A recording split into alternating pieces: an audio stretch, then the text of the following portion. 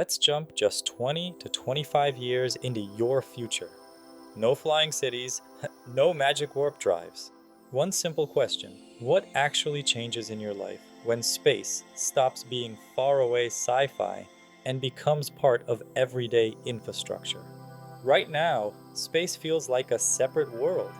Rockets launch a few times a month, astronauts are rare, and most people never think about orbits. Over the next 20 to 25 years, space quietly turns into a logistics layer around Earth for internet, climate monitoring, energy, materials, and people. You won't wake up in a sci fi movie.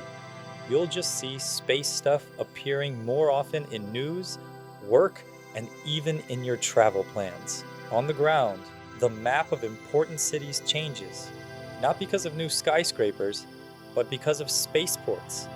They don't look like alien megastructures. They're upgraded launch sites, coastal pads turned into multi-pad terminals, desert complexes linked to megacities by fast rail, and a few offshore platforms rebuilt for rockets. From the passenger side, a spaceport feels like a strange cousin of an airport. Tighter security, health checks, radiation briefings instead of just passport control. And out the window, tall reusable rockets instead of planes. Before Mars becomes normal, Earth-to-Earth spaceflight becomes the wild upgrade to long-haul flights. Reusable heavy rockets fly suborbital hops between a few megahubs. New York to Tokyo in under 2 hours. Europe to Australia in one brutal launch and one landing. It's loud, expensive, and physically intense. At first, it's only for governments, militaries, and very rich early adopters. But as safety data stacks up and insurers calm down, suborbital tickets move from insane luxury to once-in-a-lifetime experience for normal people.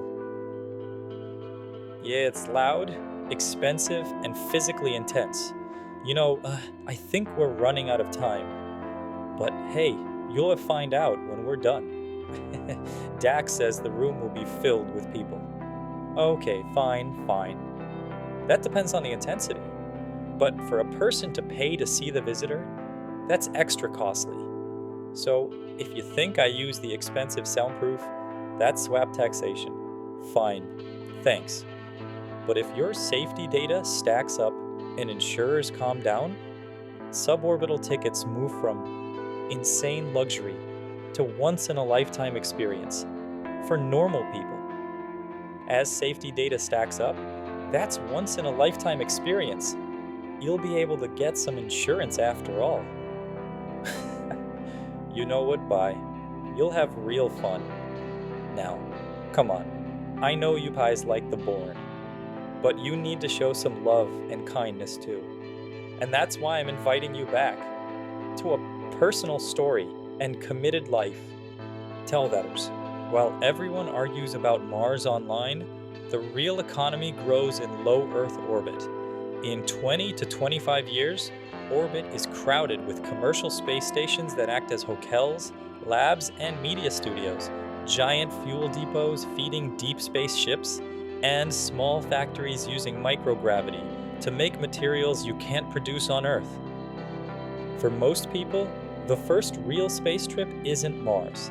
It's a 3-day visit to orbit. Day 1, training, launch, first look at Earth from a window. Day 2, floating, recording everything, trying to sleep in 0G. Day 3, motion sickness, re-entry and saying never again, while secretly wanting to return.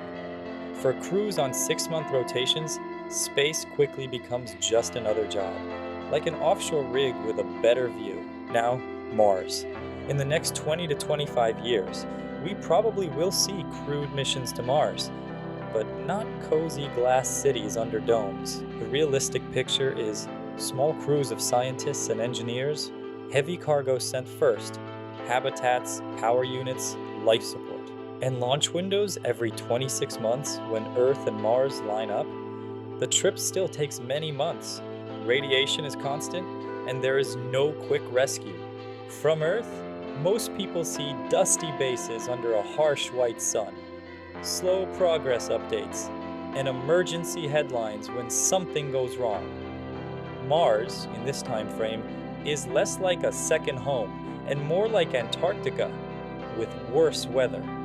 A brutal frontier where a small number of people rotate in and out, while billions watch from home. So, what do these 20 to 25 years actually change for you? Spaceports in the news feel as normal as new airports. You probably know someone who worked on a space project or bought a short trip to orbit. Suborbital flights exist as a rare, extreme upgrade to long haul planes. Mars is no longer a fantasy painting, it's a harsh worksite where a few outposts survive. The real shift is in how you think. Space stops being just a movie backdrop. It becomes a place humans use for work, for travel, and for quietly rewriting what normal life on Earth means. This channel follows that shift. If you want more deep future reports like this about space and reality, hit subscribe and stay on this channel.